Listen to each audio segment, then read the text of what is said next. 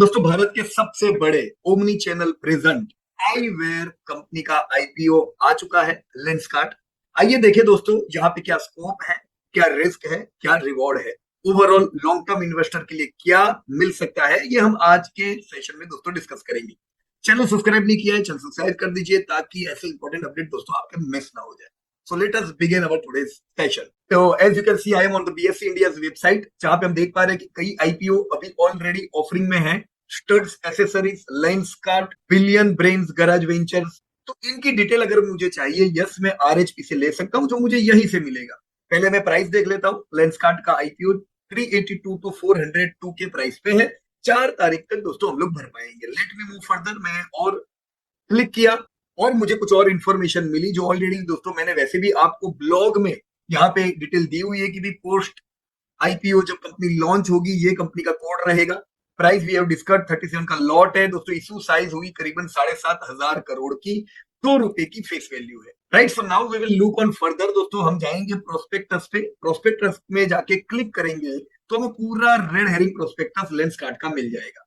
सबसे पहला, जैसे मैं जनरली कहता हूं, जब भी कोई कंपनी का आईपीओ के डिटेल आप देख रहे हो, डाउन स्क्रॉल कीजिए दोस्तों होम पेज से और हम लोग सीधे सीधा देखेंगे डिटेल टेबल्स ऑफ कंटेंट से। टेबल ऑफ कंटेंट में जब मैं summary of the offer document पे जाऊंगा तो मुझे कुछ समरी इसकी मिल पाएगी, जो बेसिक आइडिया कोई भी आईपीओ की दे सकते। मीन्स अगर आपके पास ज्यादा टाइम नहीं है, at least you should go to the summary and check company क्या करती है, इंडस्ट्री क्या है, कंपनी ने पिछले कुछ सालों में क्या किया। तो जैसा मैं यहाँ पे पढ़ पा रहा हूँ दोस्तों, का कहना है they are the technology driver eyewear company with integrated operation spanning design, manufacturing, branding and retailing of eyewear product. इनका फोकस मार्केट है दोस्तों Bharat, South East Asia, Japan और मिडल ईस्ट। जैसा मैंने दोस्तों शुरुआत में आपको बताया कि भी ओमनी प्रेजेंस चैनल है इनका। कई अलग अलग चैनल पे प्रोडक्ट अवेलेबल है, जैसे इनकी वेबसाइट्स पे, मोबाइल एप्लीकेशन से और रिटेल स्टोर से। अगर मैं इंडस्ट्री देखूं कि भाई ये इंडस्ट्री कैसी है, क्या बिजनेस और बढ़ सकता है आगे की इंडस्ट्री के लिए, सामने दोस्तों हेडविंड्स है। मैं पढ़ पा रहा हूं industry one of the fastest growing retail market है। ड्राइवन बाय क्यों बढ़ेगी? ये लगता है अर्बनाइजेशन, राइजिंग डिस्पोजेबल इनकम और टेक्नोलॉजी प्रोफिशिएंसी की, और टेक्नोलॉजी प्रोफिशिएंट यंग पॉपुलेशन की वजह से आईवेयर मार्केट भारत में है। ये प्रोजेक्ट किया गया है दोस्तों 13% कगार से बढ़ के ये करीबन 1.5 लाख करोड़ का मार्केट हो जाएगा। तो एक बड़ा मार्केट है। यहाँ पे प्रिस्क्रिप्शन आई ग्लास जो है ये डोमिनेट करता है 73% ऑफ मार्केट वैल्यू, जिसमें ये लगता है कि ये 1.5 लाख करोड़ के मार्केट में दोस्तों 31% मार्केट हो जाएगा ऑर्गेनाइज्ड रिटेल चैनल के पास, जो आज हो सकता है ज्यादातर अनऑर्गेनाइज सेक्टर में होगा। ये हम पढ़ेंगे और डिटेल में आगे। उनके प्रमोटर्स देख लेते हैं दोस्तों। Piyush Bansal, Neha Bansal, Amit Chaudhary and Sumit Kapahi are the promoters. दोस्तों आईपीओ लेके आए हैं तो इनका ऑफर क्या है, मैंने ऑलरेडी आपको बता दिया। 7,500 करोड़ के करीब का ऑफर है, जिनमें दोनों है दोस्तों, फ्रेश इशू भी है। आईपीओ में दोस्तों जब फ्रेश इशू किया जाता है तो कंपनी के पास फंडिंग आती है। तो 7,500 करोड़ की इस आईपीओ में करीबन 2,000 करोड़ दोस्तों कंपनी के पास आएंगे, as we can see here. दूसरा जो है वो ऑफर फॉर सेल है, यानी बाकी का रुपया जो है ये पास्ट निवेशक जिन्होंने ऑलरेडी पैसा लगाया हुआ है उनके पास जाएगा, तो वो लोग अपना स्टेक आप लोगों को देंगे। तो दोनों प्रकार से फंडिंग हो रहा है, कंपनी के पास भी कुछ फंड जा रहा है, प्रमोटर के पास भी कुछ फंड जा रहा है। तो इससे दोस्तों एक ऑब्जेक्ट भी क्लियर हो रहा है कि बड़ा ऑब्जेक्ट प्रमोटर के पास फंड जाने वाला है, सेकेंडरी ऑब्जेक्ट जो है वो कंपनी के पास पैसा आएगा तो कंपनी उसका करेगी।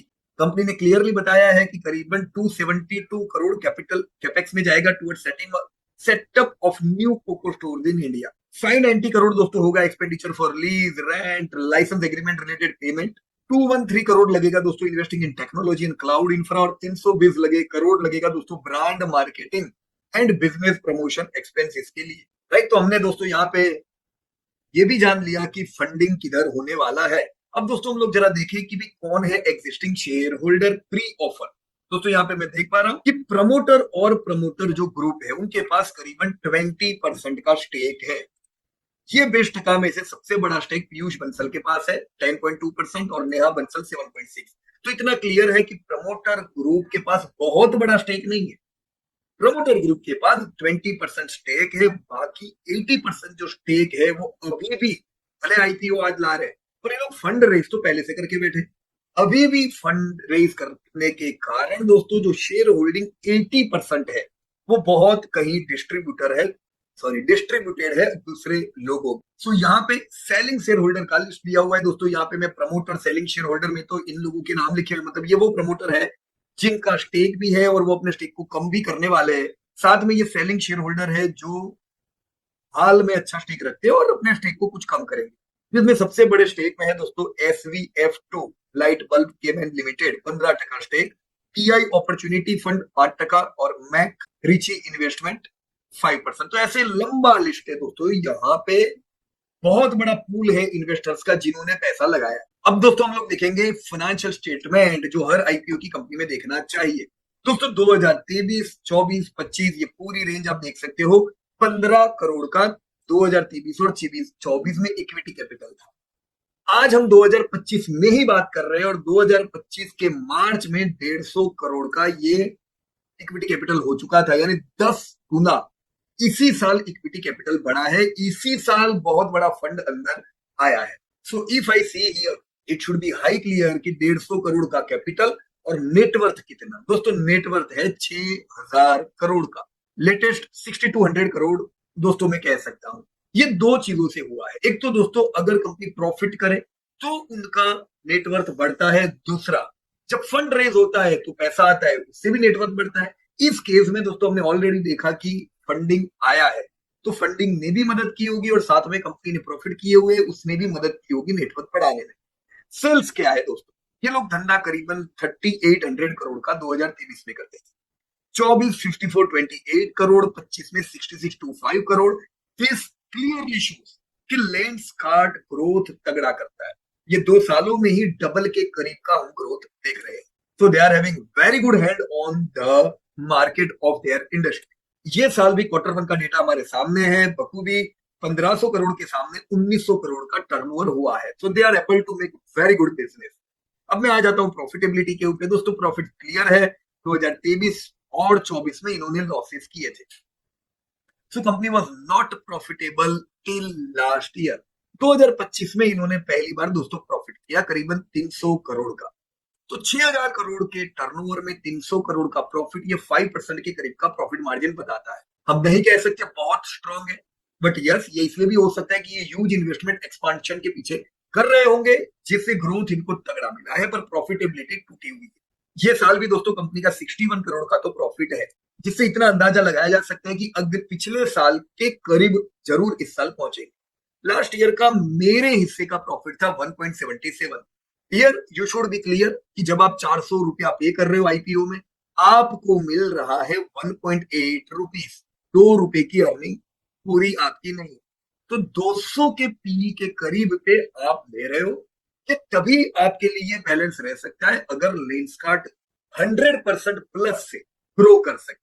अब देखो सेल्स तो इनके अच्छे ही बढ़ रहे हैं, 25-35% से अगर सेल्स बढ़ते हैं, प्रॉफिट इनके बिल्कुल नहीं थे, तो मार्जिन एक्सपेंशन की वजह से हो सकता है कि 100% भी प्रॉफिट बढ़े। But it is a question, जब 200 का पी दे रहा हूं तो 100% से प्रॉफिट कम से कम 1-2 साल में तो बढ़ने चाहिए, बढ़ सकते हैं, but still it is a question. तो हम ये बिल्कुल एक्सेप्ट कर लेना चाहिए कि बहुत महंगा ये आईपीओ हमको दे रहे हैं।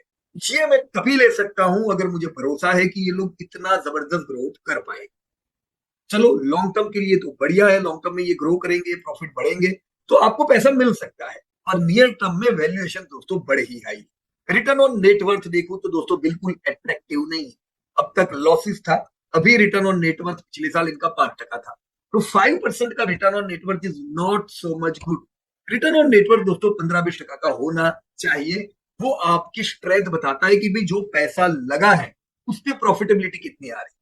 चलो अभी नया नया प्रॉफिट ये लोग करने लगे तो हो सकता है कि कल इनके रिटर्न ऑन नेटवर्थ बढ़िया बढ़ेंगे, तो हम यहाँ पे भी वो चांस ले सकते हैं। याद रखिएगा we are taking so many chances. Growth पे चांस है, सिमिलरली प्रॉफिट बढ़ता है तो रिटर्न ऑन नेटवर्थ भी बढ़ेगा, ये उम्मीद कर रहे हैं। एनएवी यानी बुक वैल्यू 36 रुपए की इनकी एनएवी है, जिसपे मैं 400 रुपया दे रहा हूं। तो 10 गुना मैं बुक वैल्यू दे रहा हूं। ये मैं इसलिए दे रहा हूं ताकि मैं जो पैसा लगा रहा हूं 400 रुपया, उस पर मुझे अभी तो खाली 2 रुपया मिल रहा है, पर साथ में एसेट भी मेरी 40 रुपए के करीब की है। तो 40 का मैं 400 क्यों दूं? मैं तभी दूं जब मुझे तगड़े ग्रोथ की उम्मीद, राइट? बोरोइंग देखे दोस्तों, 350 करोड़ के इनके बोरोइंग है, जो 7,000 करोड़ के नेटवर्थ पे बराबर है। हम ये नहीं कह सकते बहुत ज्यादा डेप्ट है, तो ये डेप्ट, इतनी डेप्ट कंसिडर कर सकते, राइट? तो फुल फ्लेज में पैराशूट लैंडिंग करूं, पूरा पैसा लगाओ, ऐसा नहीं करना चाहिए दोस्तों। थोड़ा पैसा लगा सकते हैं, फिर जैसे जैसे इंप्रूवमेंट आता है, क्योंकि हम चांसेस ले रहे हैं, वो चांसेस अगर प्रॉपर जा रहे हैं, यू कैन इन्वेस्ट मोर। दोस्तों अब मैं बड़े इंपॉर्टेंट पॉइंट पे जा रहा हूं, जहां से मुझे पता चलेगा कि भी क्या इस साल या पिछले साल या 2 साल पहले हमने अभी देखा कि इन्वेस्टर आए, उन लोगों ने कौन से प्राइस पे शेयर लिए। देखो कोई भी कंपनी में जो इन्वेस्टर होते हैं, अगर 4-5 साल पहले पैसा लगा रहे तो वो कम पैसा लगाते हैं, पर 4-5 साल भी उन्होंने दिए, तो ऑब्वियस है कि भी उनको उन्होंने सस्ता लिया होगा और अभी आईपीओ में उनको अच्छा फायदा होगा। लेकिन टाइम फ्रेम बड़ी इंपॉर्टेंट है। अब यहाँ पे मैं देख रहा हूँ, जैसे ये जो डेटा है ये बताता है वेटेज एवरेज प्राइस, जिसपे प्रमोटर ने एक्वायर किया है पिछले 1 साल में। आरएचपी बनाओ, उसके 1 साल में जो पैसा लगा है वो कितना लगा है, कितने दाम पे लगा है। तो यहाँ पे मैं देख रहा हूँ दोस्तों, ये 12 महीने में पीयूष बंसल, नेहा बंसल, इन सब लोगों ने जो शेयर लिए, इनके वेटेड एवरेज मेरे को लगता है 31 रुपए से 16-15 रुपए पे आ रहे हैं।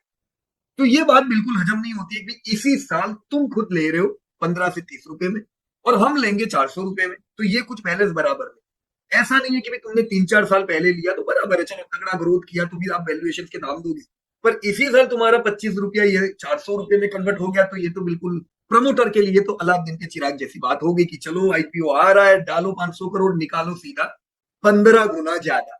This is not absolutely good, जो मैं यहाँ पे देख रहा हूं। सिमिलरली इन्वेस्टर शेयर होल्डर भी जो है, प्रमोटर के अलावा के जो शेयर होल्डर जिन्होंने 12 महीने में शेयर खरीदे, चलो उन्होंने प्रमोटर जितने सस्ते तो नहीं लिए, पर उनका भी दोस्तों खरीदी 12 महीने में 107, 120, 208, 63 रुपीज। केदार कैपिटल ने लिया है तो किसी ने 100 रुपए पे लिया है।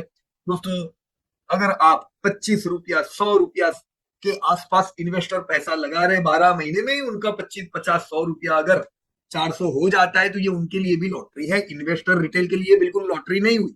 हम बहुत ज्यादा कीमत ले रहे हैं, ये बिल्कुल यहाँ से क्लियर हो रहा है। ये समझ के ही पैसा डालो। जब इन्होंने बार्गेन किया होगा तो उन्होंने भी कंपनी के वैल्यूएशन देख के पैसा लगाया। तो जब इन्होंने वैल्यूएशन देखा दोस्तों, 70, 80, 90 रुपीज का शेयर इन्होंने खरीदा। हमारे पास वो बार्गेन ऑफर नहीं है, हमारे पास रेंज है भी 380 से 400 रुपए की एक रेंज। लेकिन हमको इतना तो समझ आ जाना चाहिए कि भी ये सब लोग अच्छे वैल्यूएशन पे ले पाए हैं, अब हम 400 पे लेंगे तो हमारा वैल्यूएशन बिल्कुल अच्छा नहीं है, ये क्लियर रहे। हो सकता है कि कंपनी सही वैल्यूएशन पे भी आए, तो अगर 400 वाला शेयर 300 आ जाता है तो पहले से प्रिपेयर रखो, ये हो भी सकता। कंपनी बहुत अच्छी है, फाइनेंशियल बहुत अच्छे हैं, पर वैल्यूएशन भी दोस्तों बड़ा रोल प्ले करती है, इसको भी समझ लीजिए। कंपनी का शेयर तभी चलेगा अगर ग्रोथ तगड़ा आता है और सेल्स ग्रोथ के साथ प्रॉफिट भी डबल डबल आते हैं, नहीं तो करेक्शन लंबे समय दोस्तों रह सकते। तो ये सबका कंबाइंड डेटा है दोस्तों। पिछले 1 साल में जितने भी लोगों ने निवेश किया, उन्होंने 56 रुपीज पे निवेश किया। पिछले 18 महीने में जिन्होंने निवेश किया, उन्होंने 38 पे निवेश किया है। 3 साल पहले वालों ने 40 रुपए पे निवेश किया है। आप आज कर रहे हो 400 रुपए पे निवेश कर रहे हो। Do not forget this thing. तो मैं वापस आ गया दोस्तों मेन टेबल ऑफ कंटेंट पे। मैंने ऑब्जेक्ट ऑफ द ऑफर देख लिया, अभी देखना नहीं है, मैं बेसिस जानना चाहूंगा किस बेस पे मैं आज 400 रुपया दूं, जिसपे आप ही लोगों ने 40 रुपया भरा हुआ है यही साल, और मुझे तो बुक वैल्यू 40 रुपए की मिल रही है, 2 रुपए की अर्निंग हो रही है। तो बेसिस में इनका कहना है, सबसे पहला बेसिस क्वालिटेटिव फैक्टर, कि भी सेंट्रलाइज सप्लाई चेन और ऑटोमेटेड मैन्युफैक्चरिंग है हमारा, इन हाउस फ्रेम और लेंस मैन्युफैक्चरिंग कैपेबिलिटी है। तो ऐसी कई डिटेल इन्होंने दी है कि क्यों हमको पैसा मिलना चाहिए। ट्रैक रिकॉर्ड है हमारा अच्छा, सही बात है भाई, क्योंकि बिजनेस तो आप अच्छा कर सके हो। अभी मैं क्वांटिटेटिव फैक्टर पे आ जाता हूँ दोस्तों। क्वांटिटेटिव फैक्टर में एक ईपीएस हमने देख लिया, जो 2 रुपया मिल रहा है, पर पिछले 2 साल मिला नहीं था, तो यहाँ पे भी रिस्क है, हो सकता है कि वापस से कभी लॉसेस भी करे, राइट? तो मैं आपको खाली चांसेस बता रहा हूँ। पी मेरा मैंने बोल दिया 200 का हुआ, रिटर्न ऑन नेटवर्थ मेरा खाली 5% का है, एनएवी हमने देख लिया 36 का है। तो भारत में कई और कंपनीज हैं जो यही बिजनेस करती है, जैसे Eye Gear Optics private limited, Gangar optician private limited, G K B optical limited, Lawrence and Mayo, specs maker वगैरह वगैरह, और टाइटन। दोस्तों इन सब में टाइटन एक लिस्टेड कंपनी है। इनमें बहुत ही कम है जो इंडिया पान इंडिया प्रेजेंस है। यस, टाइटन लिस्टेड है, टाइटन पान इंडिया प्रेजेंस है, टाइटन एक डेप फ्री कंपनी है, टाइटन के पास एक अच्छा ब्रांड है, तो टाइटन की वैल्यू तो है दोस्तों। ये सब ऑर्गेनाइज प्लेयर हुए। इनके अलावा दोस्तों 77% जो मार्केट है ये अनऑर्गेनाइज वाले लोगों के हाथ में है, यानी जो लीडिंग प्लेयर उनके अलावा 77% टर्नओवर अनऑर्गेनाइज मार्केट ले रहा है। तो जो भी आज की ऑर्गेनाइज कंपनीज होगी उनको वहां से भी दोस्तों धंधा आना है। तो एक चीज मैंने बताया कि इनमें से कोई भी कंपनी है टाइटन के अलावा सब इतने पान लीडर नहीं है। दूसरा जितने भी कंपनीज है उनका बिजनेस 65% से कम है जो लेंसकार्ट करती है। अब टाइटन का कंसोलिडेटेड तो ह्यूज है, पर ये लोग बात कर रहे हैं दोस्तों इनकी इंडस्ट्री की, आईवेयर। कुछ केपीएस दिए हुए हैं दोस्तों इन्होंने कि भी हम लोग साल के करीबन 2.7 करोड़ आईवेयर यूनिट सेल करते हैं। टोटल स्टोर 2806 अब तक पहुंच चुके हैं। रेवेन्यू बात हो गई हमारी, ग्रोथ तो बढ़िया ही कर रहे हैं। मार्जिन ईबीआईटीडी मार्जिन 15% का है। यह ध्यान रखें कि ईबीआईटीडी मार्जिन इनके रेगुलरली कंसिस्टेंट आ रहे हैं। प्रॉफिट खाली इन्होंने ये साल किया है। जितना कैपिटल लगाया है, अगर मैं रिटर्न ऑन कैपिटल एम्प्लॉयड भी देखूं तो 13-14% का इनका रिटर्न ऑन कैपिटल एम्प्लॉयड अभी इस साल का है, जो पहले नहीं था। अब दोस्तों मैं आ जाता हूं इंडस्ट्री ओवरव्यू के ऊपर कि भाई क्या ये इंडस्ट्री बढ़ेगी, बढ़ेगी तो कितनी बढ़ेगी, क्यों बढ़ेगी, और नहीं बढ़ेगी तो क्यों नहीं बढ़ेगी, और अगर बढ़ेगी तो इसमें लेंसकार्ट को कितना फायदा हो सकता है। इससे हम अंदाजा लगा सकते हैं लेंसकार्ट आने वाले दशक में कितना ग्रोथ। तो फ्रेंड्स सबसे पहले ये रियल जीडीपी ग्रोथ की उम्मीदें हैं भारत की और दूसरी ज्योग्राफिक्स की कि नेक्स्ट 5 इयर्स में कौन कितना ग्रोथ कर पाएगा। We can see India is leading growth countries in all the major economies. कोई कंट्री दोस्तों भारत जितना ग्रोथ कर सके ऐसा नहीं है, टॉप ग्रोइंग है। और साथ में अगर मैं पीएफसीई यानी प्राइवेट फाइनल कंजप्शन भी देखूं तो भारत भले लो जीडीपी पर कैपिटा है पर 60% पीएफसीई में यूज हो रहा है। तो this is a very good data. तो this is a very good data जो हमें बता सकता है ग्रोथ का कुछ अंश। जैसे हम इंडिया का जीडीपी पर कैपिटा देखें तो साल का average Indian as per 2024 2.3 lakh कमाता है। ये उम्मीद है 2029 तक 3.5 लाख इनकम बढ़ेगी तो इंडिया का जीडीपी पर कैपिटा 8-10% से बढ़ेगा। जब इसे मैं US, China, south East Asia, Japan, middle east से कंपेयर करता हूं तो हमको पता चलता है देखो यूएस से तो हम बहुत पीछे थे, पर चाइना से हम जो 20 साल पीछे हैं उससे फर्क क्या पड़ा है। आज चाइनीज एवरेज चाइनीज की इनकम यानी जीडीपी पर कैपिटा दोस्तों हमसे 5 गुना ज्यादा है। 11 लाख वो लोग एवरेज इनकम कमाते हैं। यूएस देखो तो वो 72 लाख कमाते हैं। तो हमसे ह्यूज बड़ी उन लोगों की दोस्तों इनकम है जिससे वो स्पेंडिंग भी ज्यादा कर पाते हैं। पर उनका जो ग्रोथ है, जैसे यहाँ यूएस का जीडीपी पर कैपिटा का ग्रोथ 5 to 8%, चाइना का 8%, भारत है जो 8 से 10% से ग्रो करेगा। तो भारत का जीडीपी पर कैपिटा सबसे तगड़ा ग्रोथ होगा। रिटेल मार्केट देखे तो हमारा 2024 का retail size discretionary non discretionary सब मिला के 83 लाख करोड़ का था, जो 2029 तक 123 to 135 मतलब 130 लाख करोड़ का होगा। तो सीधी बात है इसमें जो कंपनीज होगी उनको भी ये फायदा मिलना है। और ये पूरा जो 130 लाख करोड़ का जो मार्केट होगा उसमें करीबन 25-33% ये ऑर्गेनाइज रिटेल के पास जाएगा। जब मैं इसे दूसरी डेवलप इकोनॉमी से कंपेयर करूं जैसे यूएस, तो उनका मार्केट 364 लाख करोड़ का है, जो हमारा 2029 में होगा उससे 3 गुना ज्यादा या ऑलमोस्ट डबल। वहां पे 80% दोस्तों शेयर ऑर्गेनाइज मार्केट का होगा। अब जैसे यूएस तो चलो बहुत आगे, चाइना से मैं कंपेयर करूं उनका भी मार्केट उतना ही है रिटेल, राइट। तो भारत के पास आने वाले दशक में स्कोप बहुत है। इसीलिए हम लोग बहुत बार कहते हैं दोस्तों रिटेल में निवेश करना चाहिए। ये बहुत बड़ी जगह पोर्टफोलियो की आपकी होनी चाहिए। अब दोस्तों हम जरा कंज्यूमर का फनल देखते हैं भारत का और अलग ज्योग्राफी का, जिससे और आइडिया क्लियर हो। जैसे यहाँ पे दिया हुआ है कि भारत की और चाइना की पॉपुलेशन करीबन 150 करोड़ के करीब, right. United state 35 crore, Japan 13 crore, right, middle east 4.5 crore वगैरह वगैरह, जिसमें इंटरनेट का एक्सेस हमारा चलो उनसे बहुत कम है। इंडिया में 56 to 58% लोगों के पास इंटरनेट का एक्सेस है, जबकि मैं चाइना देखूं 81, south East Asia, United state 95, Japan 88, middle east 95। पर ये सब लोग मिलके भी भारत में जितने लोग इंटरनेट का एक्सेस रखते हैं उसके करीब नहीं है। सिर्फ चाइना है जहां पे 100 करोड़ से ज्यादा लोग इंटरनेट का एक्सेस रखते हैं। तो जितने लोग इंटरनेट का एक्सेस रखेंगे उतना ज्यादा बाजार आपका ऑर्गेनाइज लोगों का खुलता है।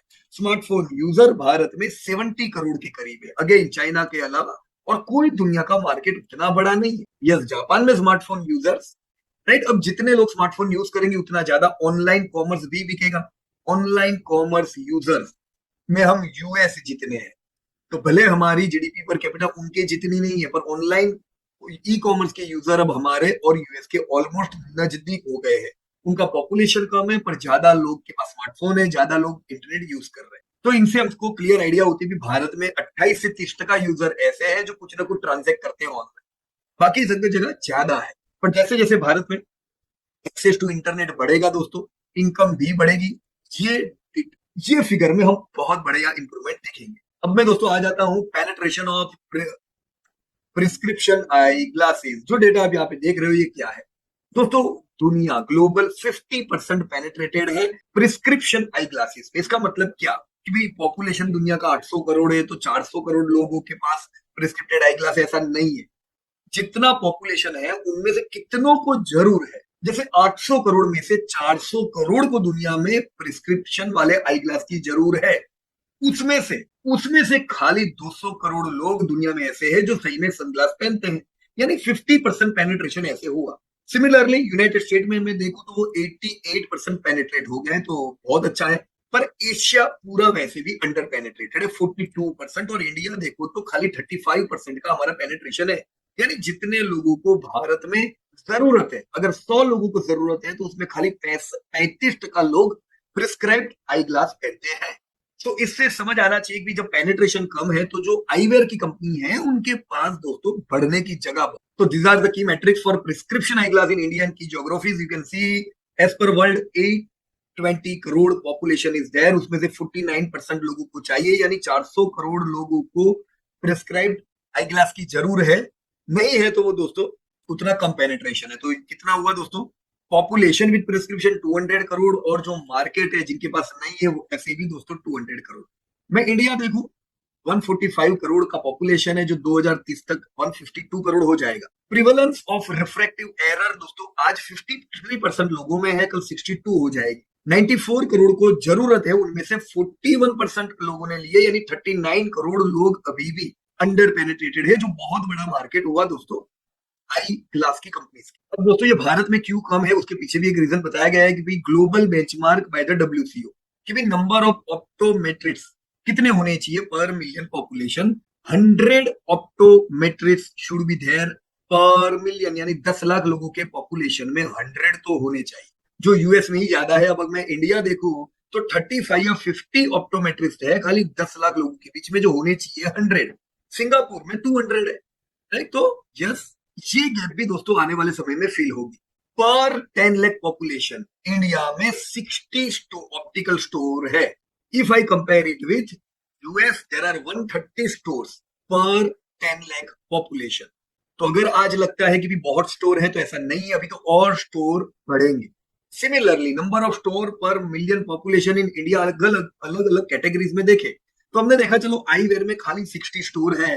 अगर मैं इलेक्ट्रॉनिक्स में देखूं, फुटवेयर में देखूं, फार्मेसी में देखूं, तो वहां पे पर 10 लाख पॉपुलेशन 350 से 400 स्टोर है, तो वहां पे 4 स्टोर सफिशियंट है। आईवेयर के केस में बड़े कम स्टोर है, तो यहाँ पे और स्टोर की संख्या दोस्तों बढ़ेगी। Here is the average selling price of prescription I glass, जो यूएस में 20,000 का एवरेज सेलिंग प्राइस है आई ग्लासेस के। जहां पे अगर मैं इंडिया और चाइना देखूं तो दोनों में 2400 के करीब की है। ग्लोबल एवरेज से हमारी कीमत है करीबन आधी। तो ये मिलेंगे कहां से? इसके लिए दोनों प्रकार के मार्केट होते हैं दोस्तों, ऑर्गेनाइज एंड अनऑर्गेनाइज। भारत में हम देख सकते हैं 23% ही खाली मार्केट ऑर्गेनाइज प्लेयर के पास है। दूसरा 77% का जो मार्केट है ये अनऑर्गेनाइज लोगों के पास है। सिमिलरली अगर मैं जापान देखूं तो 50% ऑर्गेनाइज के पास आ चुका है। आने वाले समय में भारत में ऑर्गेनाइज प्लेयर को ग्रोथ दोनों जगह से होगा। लोग ज्यादा आई ग्लासेस खरीदेंगे वो तो बराबर है, उसके साथ खरीदेंगे organise player. One more amazing data of this, you can see average unit of prescription I glass, जो 2 साल में जो लोग आई ग्लास पहनते हैं वो 2 साल में कितने खरीदते हैं। 2010 में 0.7, 2015 में हर 2 साल में एक बार खरीदते थे। आज 2 साल में 1.8, यानी करीबन 2 बार 2 साल में लोग परचेज कर रहे हैं आई ग्लासेस। तो ये ज्यादा है कि कम है? अगर मैं इसी से शूज के साथ में कंपेयर करूं तो लोग 2 साल में 5 to 6 पेयर्स ऑफ शूज खरीद रहे हैं। Fashion and April accessories 15 to 20 units 2 साल में लेते हैं। आई ग्लासेस में काफी कम है, इसमें भी सुधार होगा। तो this is global eyewear market value पूरे दुनिया में दोस्तों 2020 में जो 13.6 लाख करोड़ के आई ग्लास बिकते थे, अभी 15.2 लाख करोड़ के दोस्तों आई ग्लास बिक रहे हैं। ये 4% से ग्रो होके मार्केट दुनिया का 18.7 लाख करोड़ होगा। इसमें सबसे ज्यादा ग्रोथ किधर होगा? तीन अलग अलग चीजें आई ग्लास में है।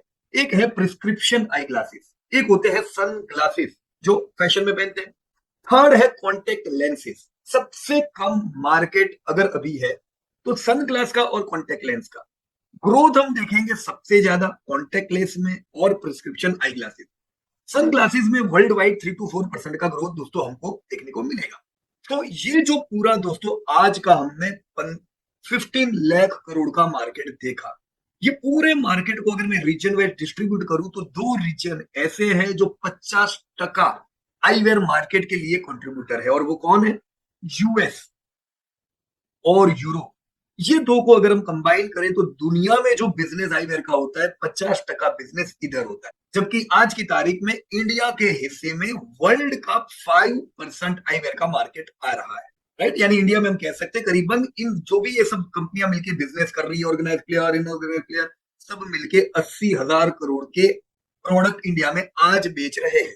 तो अब हम लोग देखते हैं दोस्तों वॉल्यूम, नंबर ऑफ पेयर्स की, और ग्रोथ सबसे ज्यादा किधर मिलेगा। दोस्तों वॉल्यूम में तो भारत और चाइना, क्योंकि पॉपुलेशन सबसे ज्यादा इधर है, लेकिन ग्रोथ अगर हम देखेंगे आने वाले 5 सालों में सबसे तगड़ा, तो वो है दोस्तों भारत में। भारत में ये मार्केट 14% के करीब से ग्रो करेगा। तो उसमें जो ऑर्गेनाइज प्लेयर होंगे ये 15-20% से ग्रोथ होंगे। इसी से आपको जवाब मिल जाना चाहिए कि जितनी भी अलग अलग कंपनियां हैं उनका भारत में, अगर कोई कंपनी कहती है कि भाई मैं प्रिस्क्रिप्शन आई ग्लास मार्केट में हूं, मैं कितना ग्रोथ करूंगा? 14% की ग्रो करोगे। लेंसकार्ट जैसी कंपनी है जो तगड़ा धंधा कर रही है, आप कितना करोगे? ऑर्गेनाइज प्लेयर हो, आप 14 से ज्यादा यानी 15-20% से ग्रोथ की उम्मीद रख सकते हो from Lenskart. Right, so this could help us understand कितना टर्नओवर हो सकता है। भारत में अभी 145 करोड़ का पॉपुलेशन हुआ, जिसमें रिफ्रेक्टिव एरर वाले 53% लोग हैं, ये 62 होंगे। तो पॉपुलेशन विद रिफ्रेक्टिव एरर कितने हुए आज? 78 करोड़। 2030 में 94 करोड़ का आपका लोगों का मार्केट है। पेनेट्रेशन आज भले 35% है आई ग्लासेस का, ये 41% होगा। तो पॉपुलेशन विद प्रिस्क्रिप्शन कितने हुए आज? 27 करोड़। 2030 में 38.5 करोड़। अब ये लोग एवरेज स्पेंडिंग 2,000 रुपीज का करते हैं, तो आपका मार्केट करीबन 57,000 करोड़ का भारत में हुआ। किसका? प्रिस्क्रिप्शन आई ग्लास का मार्केट। हम दूसरी जो दो प्रोडक्ट है वो हम यहाँ पे नहीं गिन रहे हैं। ये 57,000 करोड़ में से ऑर्गेनाइज प्लेयर 23% आज ले रहे हैं, कल 30% लेंगे। तो अब गिन लो कौन सी कंपनी के पास कितना शेयर जाना। तो इसी से हमको एक और चीज पता चलती है कि 57,000 करोड़ में से अगर 6,000 करोड़ ये लोग ले जा रहे हैं लेंसकार्ट, तो सीधा 10% जितना मार्केट शेयर इन लोगों का है, this we can say. So now we are on Indian eyewear market. दोस्तों ये 13% से पिछले 15 साल में बढ़ा है। सॉरी दोस्तों, इसने 13% का ग्रोथ लास्ट 5 ईयर में किया है। अगले 5 साल में हम और 13% ग्रोथ की उम्मीद कर रहे हैं। तो आज का 80,000 करोड़ का मार्केट 1.5 लाख करोड़ 2030 में होगा। So we will expect companies to grow by near to 15-20% who are organised. दोस्तों ये अलग अलग टाइटन की ब्रांड्स है, किस प्रकार से टाइटन ने अपने आप को स्टैब्लिश किया, और over the period of time इतनी अच्छी अच्छी ब्रांड्स इंडिया को दी, हर एक सेगमेंट में अच्छा कर रहे हैं। करीबन 50,000 करोड़ से ज्यादा का बिजनेस कर पा रहे। क्यों? Because they have launch during their whole tenure different brands. ये सारी चीजें लो डेप्थ रहने के साथ, इसीलिए दोस्तों जब हम टाइटन को लॉन्ग टर्म में देखते हैं 1999 से अब तक, क्या ये चार्ट है, यू कैन सी 1000 टाइम्स इन्होंने रैली किया है। नॉट 10, नॉट 20, नॉट 100x, 1000 गुना दोस्तों पिछले 25 सालों में ये हुआ है। क्यों? Consistent profit and good growth, market share in leading segment. दोस्तों यही चीज आप दूसरी कंपनी से उम्मीद कर सकते हो, अगर वो ग्रोथ और फाइनेंशियल मॉडल दोनों को इसी प्रकार से मैच कर सकते हैं। Right, so this was all about your Lenskart and your option like titans. दोस्तों ये कोई हमारा इरादा यहाँ पे आपको रिकमेंड करने का नहीं था। We have discuss some of the important points of the company. हमने अच्छी चीजें देखी, बुरी चीजें देखी, बेनिफिट्स देखे, डाउट्स देखे। डिसीजन आपको लेना है दोस्तों। लेने से पहले ये सोचिएगा कि मैं क्या उम्मीद रख रहा हूं। मुझे ग्रोथ में इंटरेस्ट है, ग्रोथ के साथ क्या सस्टेनेबिलिटी में इंटरेस्ट है, मुझे क्या खाली रिटर्न में इंटरेस्ट है, कि मुझे रिस्क एडजस्टेड रिटर्न में इंटरेस्ट है। दोस्तों I hope today's discussion would be fruitful to everyone. फिर भी कोई कमेंट, फिर भी कोई डाउट अगर रहता है, you can comment in the chat box. तो thank you very much to everybody and जय हिंद। धन्यवाद।